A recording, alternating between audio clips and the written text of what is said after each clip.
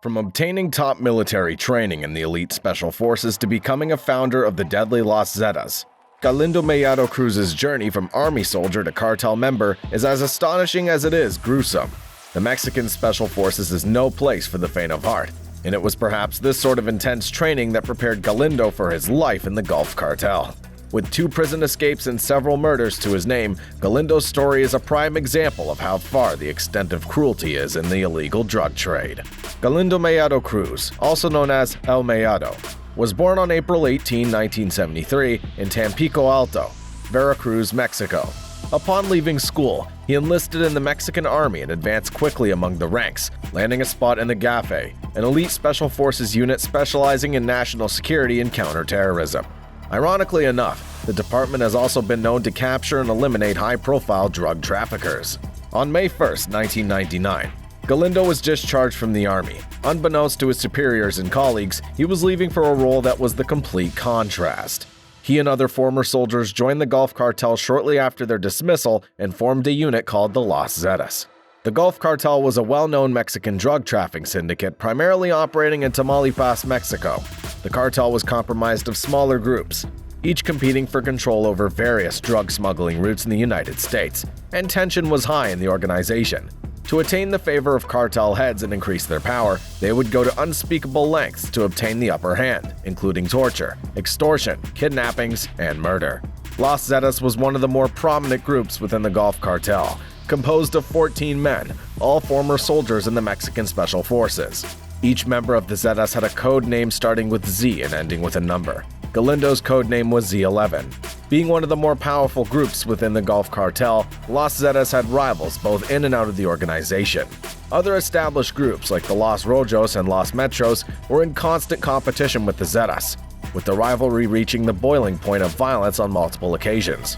As one of the newer groups within the cartel, Los Zetas were assigned more straightforward tasks, such as protecting the Cardenas-Guillen family, and occasionally inflicting punishments on enemy cartel members through brutal shock-and-awe tactics. As Los Zetas expanded, however, they wanted more responsibility. With an influx of new, high-potential recruits, the unit's numbers grew to 20. One of the recruits was Ciro Justo Hernandez, brother to Z6, Oscar Guerrero Silva. The two decided to keep their family relations a secret, but as we all know, secrets never stay safe for long. It came as a shock to the group when the new member, Ciro, was suddenly exiled from Los Zetas. According to Jorge Eduardo Costilla Sanchez, El Cos, a former Matamoros policeman and trusted informant, Hernandez was a snitch. There was an ongoing investigation involving the boss's wife caused by Hernandez's tendency to talk. The cartel's operations were at risk of exposure, and the DEA was a little too close for comfort. The members of Los Zetas knew that having a rat, whether amongst their ranks or out in the open, was too much of a risk to take. The leader, Osiel Cardenas-Guillen, gathered the rest of the members and told them that they had a crucial score to settle once and for all. Knowing that his brother was in imminent danger, Oscar pleaded with his boss in hopes that they would spare Ciro's life. This is where his loyalty was truly tested. He had to make the ultimate choice, side with his brother and abandon Los Zetas, or choose to stay and leave his brother to the wolves. It turns out that they weren't the only ones who knew something had to be done. As told by Galindo to journalist Ricard Rafael, by the time the Zetas arrived at the safe houses where Ciro was located, the man was already in rough shape. Several of his teeth had been pulled out during a prior interrogation. However, the severity of this punishment paled in comparison to the events that followed. The torture tactics that they used on Ciro were agonizingly painful. While he was tied to a chair, they would beat on his bare feet and toes with a hammer, leaving nothing but fragments of shattered flesh and bone in its place. The members of Los Zetas took turns inflicting pain on Ciro through powerful blows and skinning him alive. They even tied a firecracker to his body, lighting it to watch him suffer gleefully. He begged his brother, Oscar, to save his life, but Oscar knew it was a lost cause. Regardless of what he said, Ciro was as good as dead. When recalling the memory, Galindo said that the screams raised the spirits of the group and that several members actually began enjoying the torture. After several rounds of brutal torture, Ciro's life was ultimately ended at the hands of his own brother, who shot him with a Colt Type 9mm pistol. This was the true terror of Los Zetas, and this was just the beginning of a long list of cruel and savage affairs. Galindo, unlike his fellow Zetas, kept a relatively low profile while doing crazy things. Actually, between 2010 and 2014, he escaped from 2 prisons where he was jailed for rape, homicide, armed robbery, and of course, drug trafficking. He also had 13 pending criminal investigations on his shoulders. From 2004 to 2010, he managed to keep his name out of most Mexican news reports and focused his efforts on forming relationships with members of other groups of the cartel. He got particularly close with Samuel Flores Borrego, also known as El Metro Tres, or M3, who was the leader of Los Metros, and Armando Ramirez Trevino, a leading member of the Gulf Cartel. He also fell in love with Nidia Tamez, who had a son named Juan Francisco Sainz Tamez, or LM103. Juan was a member of the Los Metros and was quickly climbing the cartel ranks with Galindo's help. The alliance between Los Zetas and the Gulf Cartel was known as La Compañía, but by 2009 there were rising tensions that caused as many as 12 out of the original 14 members of Los Zetas to be either captured or killed. In early January 2010, a war erupted between groups within the organization. Some of the Zetas, under the command of Z-9, successfully disassociated themselves from the Guillen family in an attempt to start their own cartel.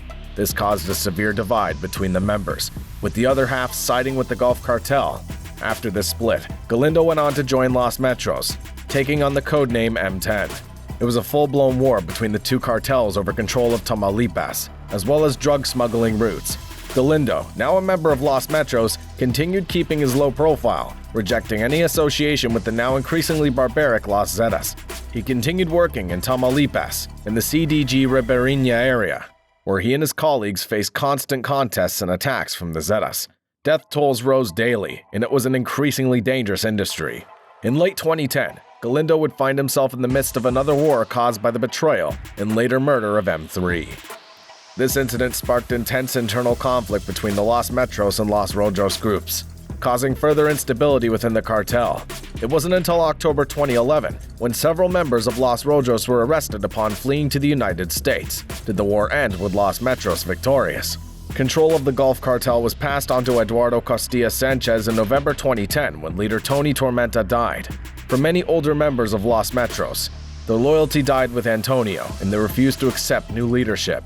They wanted more power to be handed over to Los Metros, who were long-term members of the cartel.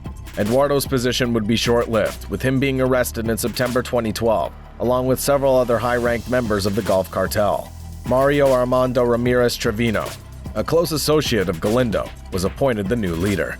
To reaffirm his position as the new head of the Gulf Cartel, Mario sought to eliminate his rivals. In March 2013, he called for the murder of several cartel members, and Galindo offered his support in these efforts.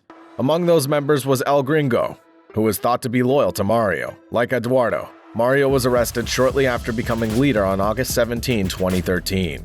A new leader needed to be chosen, and Galindo sided with his friend Juan Francisco Martinez, otherwise known as Comandante Paquito. His opponent was Juan Jose Rodriguez Garcia, or Pantera, who was a follower of El Gringo.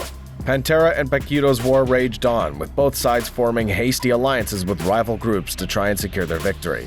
Pantera partnered up with Ciclone 7, the leader of the Los Ciclones, and the Matamoros Plaza. Pantera ultimately reigned victorious when Paquito was ousted from Reynosa in April 2014, having to flee to the US. Behind the scenes, an alliance consisting of Los Metros members El Gafe, L98, and Guerrero Cleofas were attempting to remove potential rivals, particularly those in Matamoros. They asked Galindo for his assistance, but he refused to help. This was the beginning of the end. On May 9, 2014, Galindo Mellado Cruz was found dead in the aftermath of a shootout in a residential area in the Las Fuentes neighborhood in Reynosa, Tamaulipas. He was accompanied by 5 other gunmen that were also in his unit, along with a soldier from the Mexican army. In the days leading up to his death, there had been a spike in gunfights in Reynosa, leaving 23 dead. Galindo had become a master of hiding in the shadows, and his death shocked both authorities and the public alike. Many believed that he had long since left the business or had died. It was soon revealed that Galindo had been murdered by the very alliance that he refused to help in the war against Matamoros. Galindo's location had been revealed to the federal police, who called for backup from the Marines, which led to the gunfight that ultimately resulted in Galindo's demise. With Galindo gone, the alliance had all the support they needed to carry out their war against the Matamoros faction of the Gulf Cartel. After years of laying low, Galindo's name finally made headlines due to his untimely end. Even the most discreet and reserved members could suffer at the hands of the merciless Mexican drug trafficking scene.